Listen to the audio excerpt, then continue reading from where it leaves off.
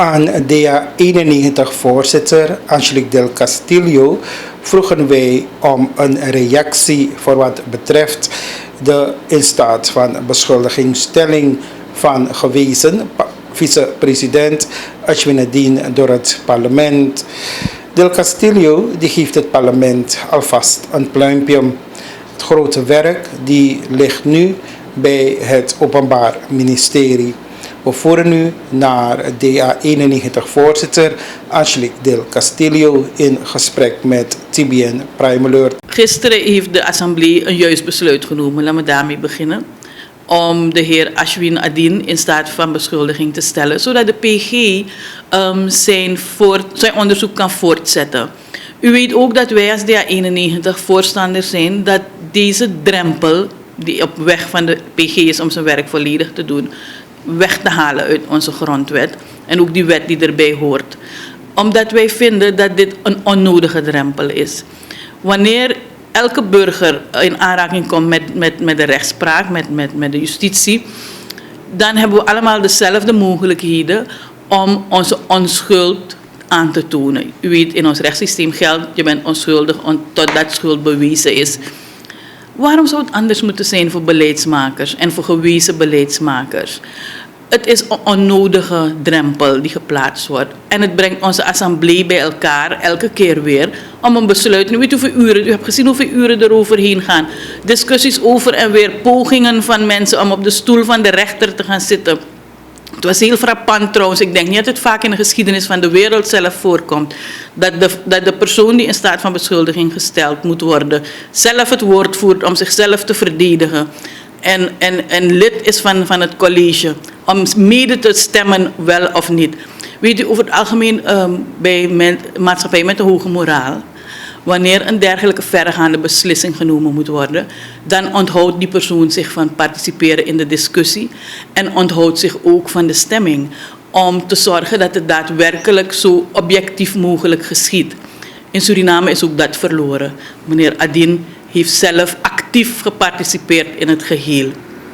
Maar ik kan u zeggen, als we kijken naar hetgeen er aan verdachte handelingen is gepleegd, in de afgelopen 10 jaar vooral. U weet, we beperken ons niet, ook daarvoor spreken we van corruptie en dat er zaken nog onderzocht moeten worden. Maar vooral in de afgelopen 10 jaar, dan bekruipt mij het gevoel dat als we artikel 140 in de grondwet laten, onze assemblee in de komende 5 jaar nog veel vaker bijeen zal moeten komen om de PG ruimte te geven zijn onderzoek voor te zetten. En in feite vind ik dat een verspilling van ons geld dat we aan dit college uitgeven en een verspilling van de tijd die ze moeten besteden om beter beleid voor dit land, betere wetgeving vorm te geven. Artikel 140 moet gewoon weg, zodat de PG ongestoord elke zaak die op zijn bureau komt kan onderzoeken en de persoon in kwestie alle ruimte krijgt om zich te verdedigen, om zijn onschuld te bewijzen. En ik denk persoonlijk dat het op termijn ook zo zodanig zal zijn dat er minder heisa eromheen wordt gemaakt. Want ik heb begrepen dat mensen gisteren hebben geklaagd over dat de persoon al veroordeeld is nog voor hij voor de rechter verschenen is, omdat er zoveel over gesproken is. Ja, maar dat komt ervan wanneer het eerst naar het parlement moet. Dus maak het makkelijker. Als je een rein geweten hebt en ook rein van opvatting bent van hoe je inhoud aan je job gaat geven, denk ik niet dat je er een probleem mee moet hebben. Wij blijven erbij dat artikel 140 uit die grondwet weg moet.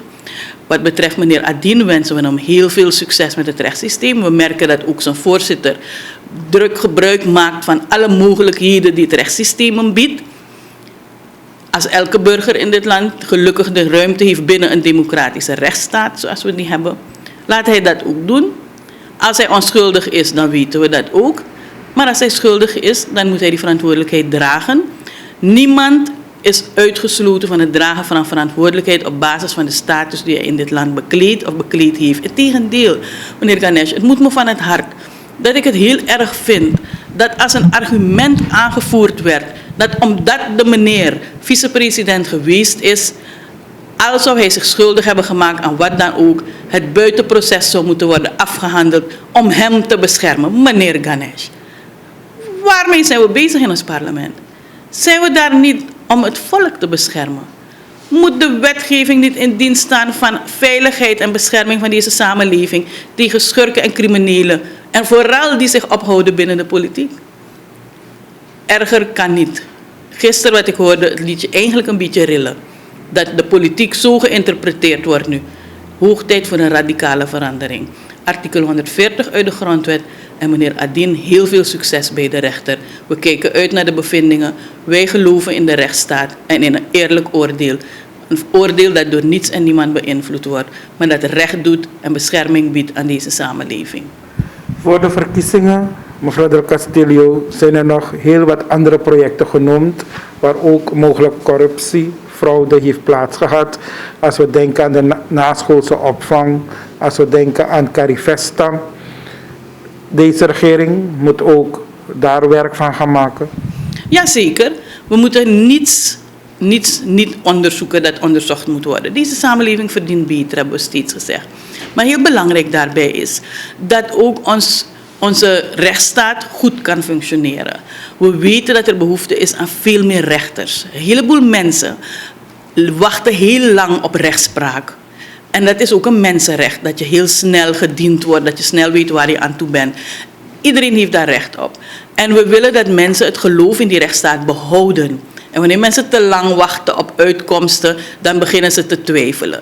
En dat mag niet. Dus we doen ook een beroep op die regering om eraan te werken dat er heel snel, veel sneller dan nu, want er zijn recent, dacht ik, weer 6 rechters toegevoegd, maar het moet sneller. Sneller rechters worden toegevoegd, zodat ieder zijn recht zo snel mogelijk vindt. En dat daarnaast ook andere methoden van rechtspraak geïntroduceerd worden en versneld worden ingevoerd. Zoals mediation, dat soort zaken waarbij bepaalde zaken niet echt van de rechters gebruik hoeven te maken, maar van andere instituten. We moeten die rechtspraak van ons verscherpen, versterken. En we moeten zorgen dat we elke aanwijzing die er is, vooral aanwijzingen van corruptie. Want corruptie vernietigt die samenleving. Wie dat nog niet wist, die weet het nu. Corruptie vernietigt het geheel. Die moeten allemaal onderzocht worden, zonder aanzien des persoons. Het is pas anticorruptiedag geweest op 9 december. We roepen die regering daarom dan ook op om die anticorruptiewet van ons zo snel mogelijk volledig in uitvoering te doen gaan. We weten dat delen ervan reeds worden aangewend binnen de rechtspraak. Maar die wet moet volledig in uitvoering gaan. Het opgeven van bezit en belang door de machthebbers, door de leiders van dit land, moet geschieden.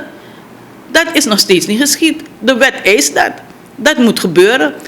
Je moet lead by example. Dat is hoe dat ding werkt. De commissie die geïnstalleerd moet geïnstalleerd worden. Maar bovendien, meneer Ganesh, ik denk dat het bekend is dat wij als D21 vinden dat deze wet nog steeds te weinig onafhankelijkheid uitstraalt. En te veel afhankelijk is van het politiek beleid en de politieke beleidsmakers. Er moet meer onafhankelijkheid erin komen. De commissie moet onafhankelijker zijn van de bestaande regering. De benoeming en ontslaan van de commissieleden moet op een andere wijze geschieden. Daarnaast moet de KLAD een onafhankelijke instantie worden. De KLAD is nog steeds onder de minister van Financiën.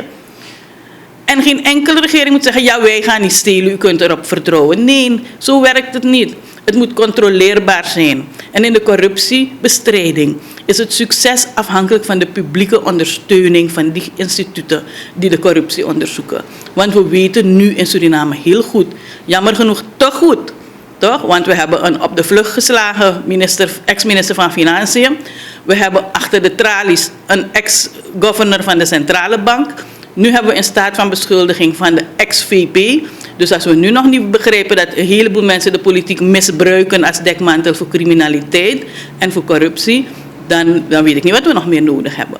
Dus dat wetende moeten we zorgen dat die instituten die corruptie moeten onderzoeken volledig in contact met die samenleving zijn en in de eerste plaats verantwoording naar die samenleving geven en beschermd kunnen worden door die samenleving. Ik denk daarbij ook aan de Rekenkamer. U weet dat de vorige regering de Rekenkamer zelf verboden heeft om met de pers in contact te treden. Dat soort dingen moeten per onmiddellijk worden opgeheven. Er moet een ombudsman komen. De wet openbaarheid van bestuur moet met de grootste haast op de agenda van de Assemblée geplaatst worden. De enquêtewet, de organieke wet die daarvoor nodig is, moet zo snel mogelijk in behandeling genomen worden. En zo zijn er nog een aantal zaken die moeten gebeuren. Zodat de burger, want de participatie van de burger in corruptiebestrijding is de sleutel tot succes. En de regering heeft een verantwoordelijkheid om dat zo snel mogelijk helemaal mogelijk te maken voor elke burger en vooral voor onze journalisten.